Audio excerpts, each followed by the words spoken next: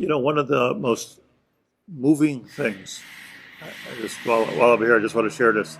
One of the most moving things were when they started Degel HaTorah. So that was like the first, I guess, serious Haredi yeshivish political party. So Rav Shach, Olav Shalom, was the founder of Degel HaTorah, and we were not allowed to join Degel HaTorah because Rav Scheinberg, they're anti-political, and then if you went to Brisk, so in Brisk they were anti, like you can't be any part of the government at that time. Everything's changed, but and by the way, at that time, like the just a little bit of history, before the founding of Degel HaTorah, to tell you how everything changed. All the black and white signs on the street, for everywhere, every yeshiva, every yeshiva was asur lishtatef b'bechiros. You're not allowed to vote. Now the signs say that if you don't vote, you're like Chaim Misa or something for not voting. I mean, it's asur lishtatef b'bechiros with the reasoning underneath it that it was, it's a mishtatef with the Rishoyim and Sionim, and you're not allowed to lend your hand to this. Okay, so Rav Shach changed everything.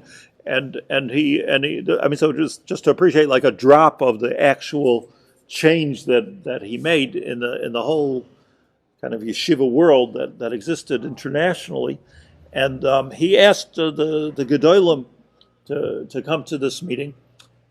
He was the oldest even then. It's a clear record in history that this was the first meeting of any this type, probably the first meeting, but any this type of meeting that Reb Chaim Kanievsky Zatzal came to. He was not involved in that way. He was sitting and learning, and he was just as a terrorist. What? What year is this roughly? This would have been 35 years ago, right? So, mid-80s. Yeah, mid-80s. Reb Chaim Kanievsky, I'm not 100% sure, you could Google it. Reb Chaim Kanievsky came because Rav Shach asked him to come. And Rav Shach recognized with all the Gedolim sitting there, that Rav Chaim Kanievsky is here. Now you're talking about years ago, decades ago. And Rav Shach announced that Rav Chaim is the biggest person in the room. So he said, Rav Shach was there. And he was an Ish Abbas. But just to, I don't know if we could appreciate godless. I mean, maybe a little bit, but Rav Shach appreciated godless. But anyways, that's the movement. Just like I was remembering this and when the Levaya. But the moving part was that Nagea to us that. Like there's Rav Shach and politics and the Knesset and political parties and I don't know anything about all that, but Rav Shach, I remember, stood by that microphone in Panovich, and by the Oren Kodesh there, the famous Oren Kodesh, and he picked up his hands like this, and he said, "Neki chafayim uvar levav," and he says, "I only want to come to Shemayim." This is what he said. I only want to come to Shemayim and be able to pick up my hands and saying my hands are nucky. That's all I want.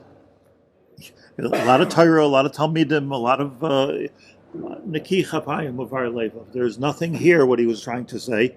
There's nothing here that there's Negias. There's no personal interest. We can explain Rav Shach with Reb Tzadok, even though that's weird. But there's no Negias. When I went to see Rav Shach, everybody who comes here knows the story. I went to see Rav Shach years later. Rav Scheinberg sent me to see Rav Shach to ask him whether I should accept the position of National Director of Jewish Education of the Orthodox Union. Orthodox Union is modern Orthodox. I'm not modern Orthodox, but they offered me this position. So, but the one hand, wasn't exactly my chevra. On the other hand, there was a stage to speak from and able to accomplish great things. And I flew to Eretz Yisrael to ask Rosh Hashiva whether I should take this position or not. And he said, "I don't know. You have to ask Rav Shach." I said, what do you don't know? You know everything. Like, he said, I don't know anything about politics. He told me, I don't know anything about. So he said, Rav Shach. So he asked his son to call the secretary of Rav Shach, and from there I went in a taxi to Rav Shach. It's also a long time ago, right? Almost 30 years ago, right? It was 20. So I came to Rav Shach, and I was holding a Tzidkas Hatzadik in the taxi. I was holding a Tzidkas Hatzadik back then. And I went to Rav Shach, and the minute you go into Rav Shach, he's trying to size me up as to, like, I mean, it was very warm and very nice, but like, what are you? He knew all about the OU and about he wanted to understand, where did you learn? What did you learn? Who are your Rebbeim? Who do you ask your shilas from? What type of Kehillah do you have? All kinds of, where the different positions you've had. He needed to get good shot in Yaacov Haber. So then he said to me, what's that sefer you're holding? So he said, and I said, this is the Tzidkas Hatzadik, or Tzaddik HaKohen. So he said, so tell me something from the Tzidkas Hatzadik, or Tzaddik HaKohen. So I don't remember what I remember a little bit, but I started to share with him, and maybe, he asked me to tell him, so I told him what you learned, what I was learning in the taxi. So, I didn't come for hair. I wasn't trying to get into Panovich. I was trying to get into the OU.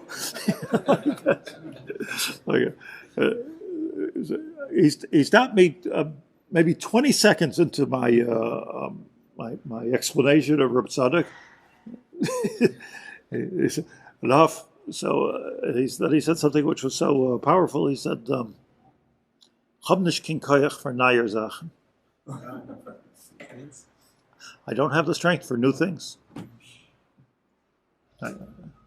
With a tear in his eye. What was he, 100 at the time? Talk Shas, talk Rambam. He was huge London. But anyways, Rav Shach, I'm just saying the Kesher, Rav Shach, Rav Tzaddik, this. I think about this multiple times a day. Every time, and I'm sharing with this because I think it's a Torah. Every time a decision comes to say it or not to say it, to charge it or not to charge it, to do business with this or not do business with this, to associate or not to associate, I just think to myself, all I need to do is be able to go to Shemayim after 120 years and say Neki Chapayim Varlevu. I just want to have clean hands. I just want to have clean hands. So it's I don't want to have any Geneva, any Gazela, any Oshek. I think it's kind of like a simple aspiration that we should all have. Just simple, okay. I don't know if I'm not going to go to Shemayim knowing every Tosfos spell path like Rav Chaim Kanievsky is not going to happen. But Neki Chapayim that you can do. That we can do it.